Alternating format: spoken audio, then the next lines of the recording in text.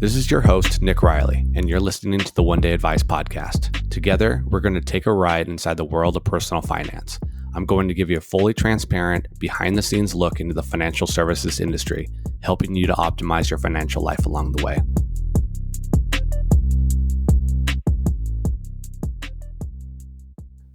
In today's episode, we're going to be talking about the 4 reasons why you should be contributing to a Roth retirement account.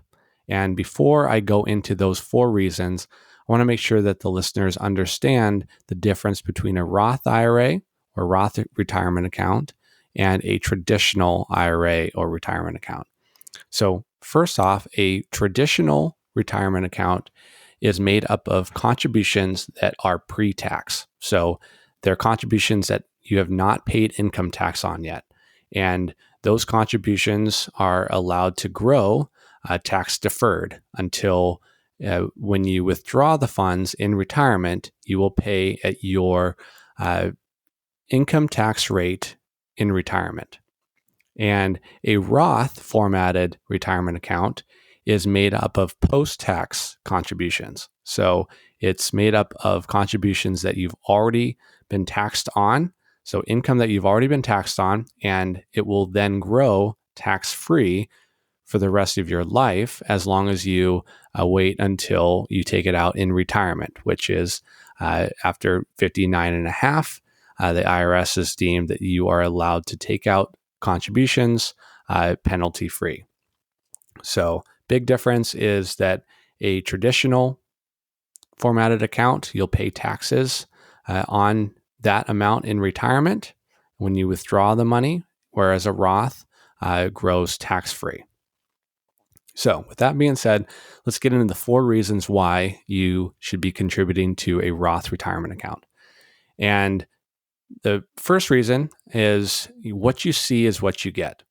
So if you are planning around your finances, you're planning around retirement, because keep in mind that these are retirement accounts that we're speaking of. So you will be planning around retirement income. And if you have $1 million in a traditional IRA, you technically haven't paid taxes on that yet. So depending on your income tax rate, that could be worth only $600,000 instead of $1 million.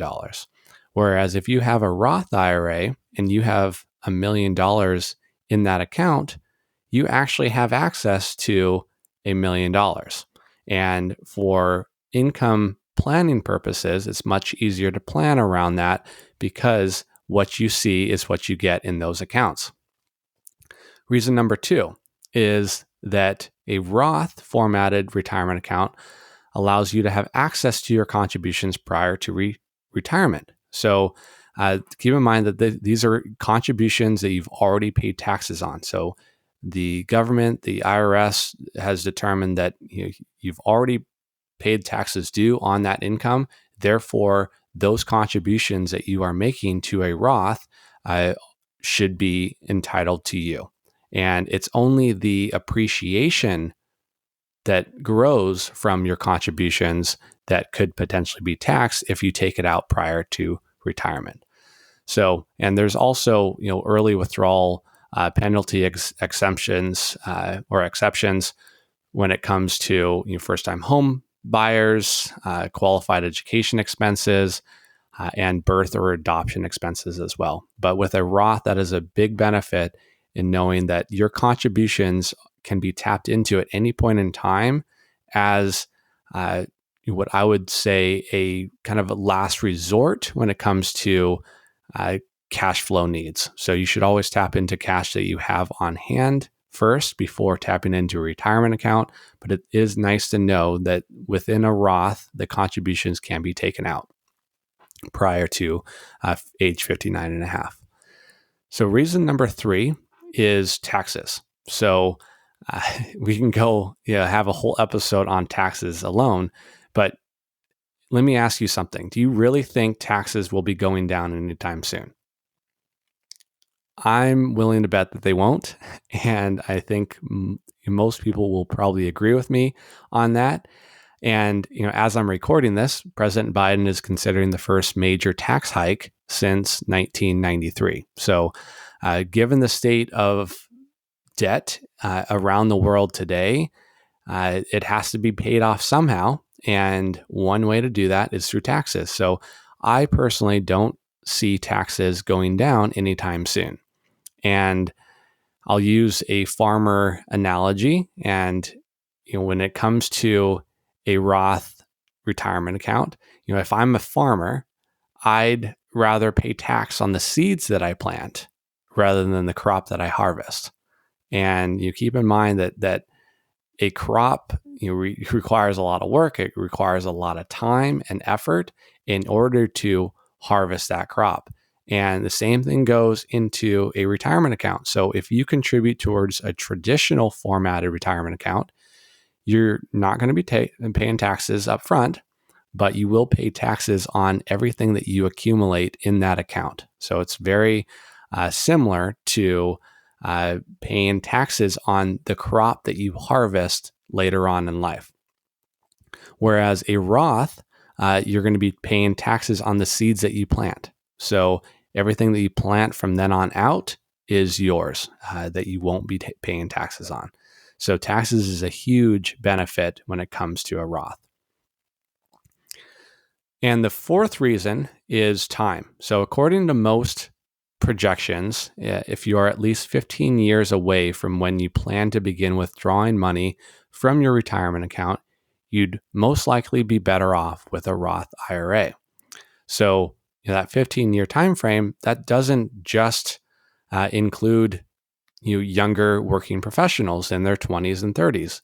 This can also include people in their 50s, and I've known plenty of people that do Roth conversions, into their 60s and even some into their 70s. So it is, and for planning purposes, like I mentioned earlier, it is nice to know that an account balance that you see is actually what you will be able to receive when it comes to retirement income planning or passing on to the next generation as well. And it's important to note too a couple income limitations to a Roth. So within a Roth IRA in 2021, if you're married filing jointly, if your modified adjusted gross income is above $198,000, it starts to phase out and you won't have the benefit of being able to contribute towards a Roth IRA. If you're single or filing a head of household, that modified adjusted gross income adjusts down to $125,000 and gets completely phased out at $140,000 in modified adjusted gross income. So it's important to note too that contribution limits in 2021 are going to be $6,000 each year towards a Roth IRA, and $7,000 if you are at age 50 or over. So those are what are considered catch-up contributions. So once you reach age 50, the IRS allows you to make catch-up contributions that you may or may not have been doing prior to that age. So it's a nice little way to increase your retirement savings later on in life. And the reason I mentioned these limitations is there are ways around it. So while a Roth IRA has these income limitations attached to it, and many of you listening might already be over that income threshold for contributing to a Roth IRA, well, the next best option is if you have an employer and they offer a 401k is to contribute towards a Roth 401k option. And I've seen very few 401k plans out there that don't offer the Roth as an option. So I encourage all of you to go through, log into your current 401k provider and look up the ability to make changes to your contributions. And there you'll be able to specify whether you want a Roth or traditional contribution. So I would highly encourage, if anything that I've said in this episode resonates with you, to be contributing towards the Roth option inside your 401k. And any employer match will still be pre-tax, so that'll go towards a traditional formatted portion of the 401k, but it doesn't mean you can't contribute to the Roth. And if you leave that employer or move to a different place of work, you can always roll that Roth 401k into a Roth IRA. So, and that brings me to the last topic: is other ways beyond just a Roth 401k contribution to be able to fund a Roth IRA. So, one way of doing that is by making a contribution to a traditional IRA and then converting it to a Roth IRA. Another way is converting existing traditional IRA assets into a Roth IRA. So this is what a lot of people have done over the last 20 years. And once the Roth IRA became an option, was they were converting many of their traditional IRA assets into a Roth IRA. And yes, you do pay income tax on that conversion, but there's no limit to how much you can convert. So you could hypothetically convert all of your traditional IRA assets into a Roth IRA in any given point in time. But that's where it's important to really consider your tax situation and may be more beneficial to break those conversions into smaller increments over periods of time where you might anticipate lower income than you have historically. The third way is through a common phrase of the backdoor Roth contribution. So by making an after-tax contribution to a 401k plan and then rolling it over to a Roth IRA. So those are three ways to get around the income limitations to a Roth IRA. More than happy to address these in further detail with any of you one-on-one as it pertains to your specific situation. But ultimately, it comes down to when you're deciding whether or not to contribute to an IRA, like a traditional IRA or a Roth IRA, it really boils down to the question of whether you want your tax break up front or later on. And for many of the reasons I mentioned in this episode, I believe there's much more benefit to paying the taxes now, so you won't have to pay them down the road. But if you're in a situation where you really want to participate in an upfront tax break because your income is so high in any given year, then making a traditional contribution is still a good way to do it. So hopefully this was helpful, and I'm sure we'll have further episodes on the differences and various strategies around making retirement account contributions. But for now, those are the four main reasons why I believe you should be contributing to a Roth formatted retirement account. Hi, I'm Nick Riley, the founder of One Day Advice. If you like what you've heard, we'd greatly appreciate your help in spreading the word. After all, we are financial educators, not marketers. Thanks for listening, and remember to leave us a review. Nick Riley is the founder of One Day Advice, an independent fiduciary and fee-only registered investment advisor.